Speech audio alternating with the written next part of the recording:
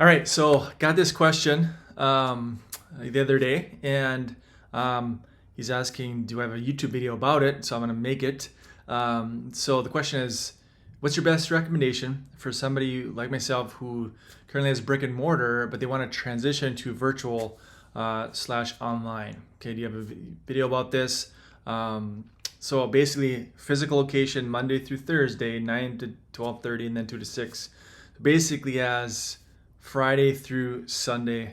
What I'm going to do is um, I'm going to show you how I transitioned. So if I have a physical location, if I have a brick and mortar, and I'm trying to go more virtual, my best recommendation is to start with hybrid. Most people that have a physical location, most of them have a lease. So it's not like you can just close up shop, in a week. So take some time and start doing things from a hybrid perspective. I was hybrid for probably about 5 or 6 months. Now, this is back in 2019, even before COVID came about.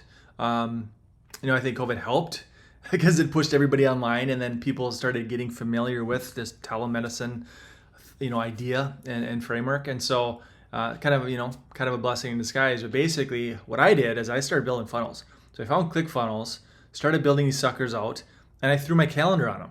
Okay. And then I just started running ads into my calendar. People started filling themselves in because I was sitting there because I'm in Minnesota, and I tell the story a lot. So like I had 4 clinics because we were running radio. We were doing a lot of weight loss and a lot of radio. People were coming from all over. So we had like 4 offices. They were in it's called Regis. So it's like this corporate office space. One of my buildings, I was up on the 9th floor.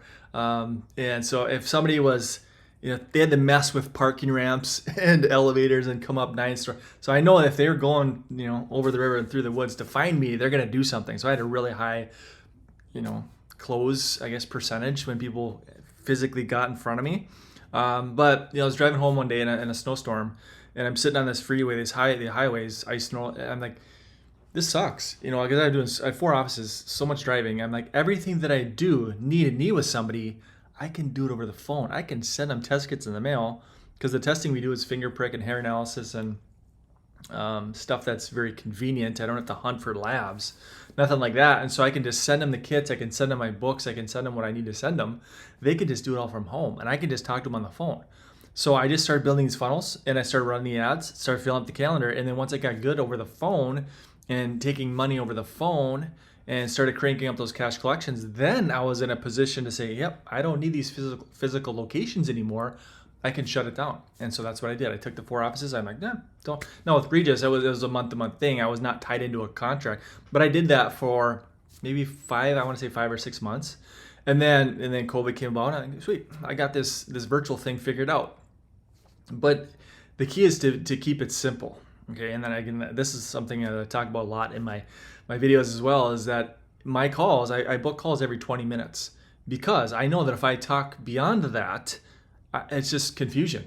And when you're talking to somebody on the phone, the worst thing that you want to do is to confuse them. So if you are hearing, hey, I got to think about it, or I got to talk to my spouse, good chances are you screwed it up because you overwhelmed them with too much stuff. And so when I'm doing my day ones, and I don't want to get into day one spiel and what I do here, but basically my day one is history, consultation, goals, financial test, in that order. So I say, hey, Mary, looks like you got thyroid issues. What's going on? How can I help? Then I'm done. Then I'm just listening. I'm just gathering information. I say, well, I think your case we can accept. Is it okay if I tell you more? And then I segue into what I do and why it's unique and why it's different and why we find and work towards fixing the underlying root cause and not just give more chemical cover-ups. Make sense? So then I segue and say, hey, well, this is what it's going to take to get started. Are you on board? Yes or no? So I take money right there. I'm not sending links. I'm not doing invoicing.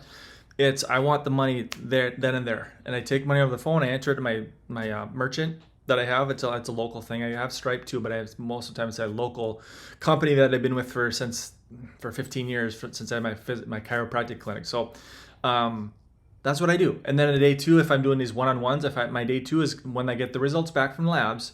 Okay, I get the labs back. Then I click Loom. It's a Chrome extension. So LOOM, it's a Chrome extension. I click record. I've got the labs up in front of me. I say, Mary, we got issues here. We got issues here. This is what we need to do. And so I clean up their diet. I clean up their nutrients. find out where they're depleted and fill in the gaps. And I say, here's your food list. We're going to avoid this. We're going to add this and da da da. So I clean up their life, and I do that on day 2, which is done on my time. Okay, it's not a second call. I don't do second calls, third calls, fourth calls. That's a great way to burn somebody out, is like talk to somebody every single week. Or, hey, Mary, let's talk in 2 weeks. And that'll burn you out, because what are you going to talk about? How are you feeling? How are you feeling? How are you feeling? No, I got to clean them up on the front end, and then they can email me if they have questions on the back end. So I give them email support, but I'm not, based on where my case fees are structured, I hit a ton of singles.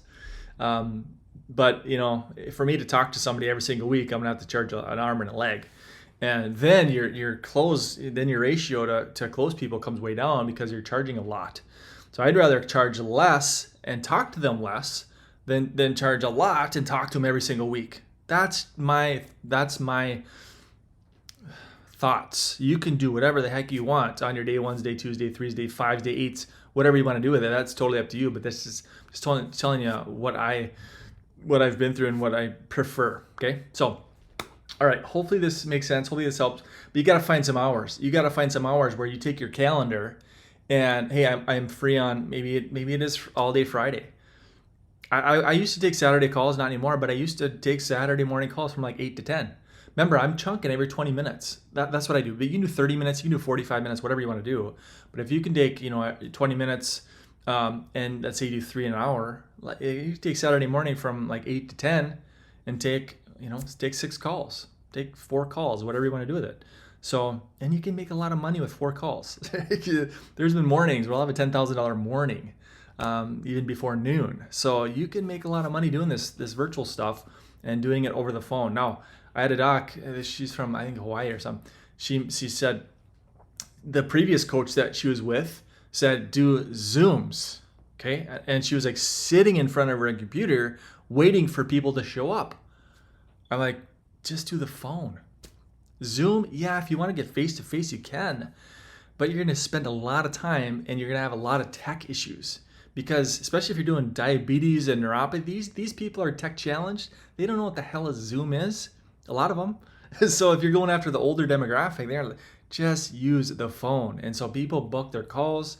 I use my cell phone. I just talk to them and I just take the money over the phone. That's what I do. But if you want to do Zoom, you can. I don't too techie. Right? I think I've probably been on maybe 6 or 7 Zooms in my life. I don't like it.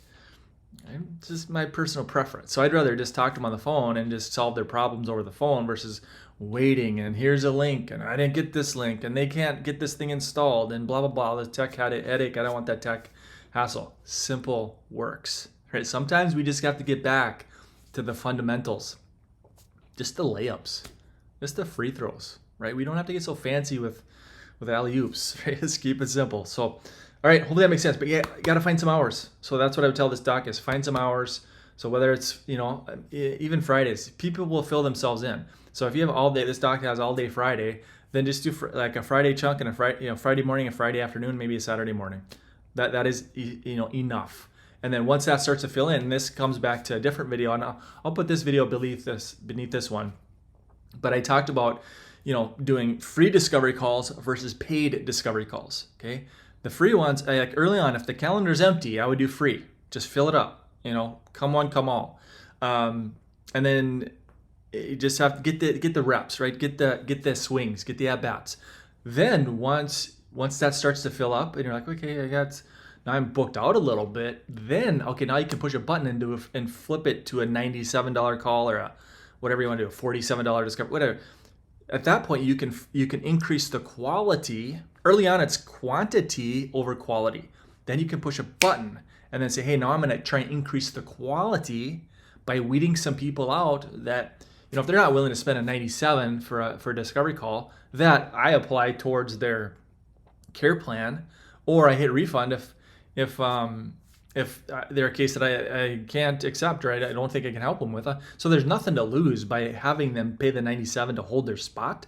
And if they're not willing to do a 97, they're not willing to do a bigger program either, right? So you sort of weeded them out on the front end. So, but generally I say, hey, go free. If the calendar is empty, go free.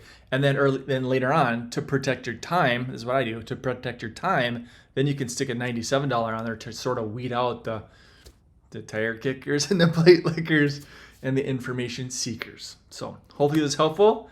If you have any questions, comment below, and we'll see you next time.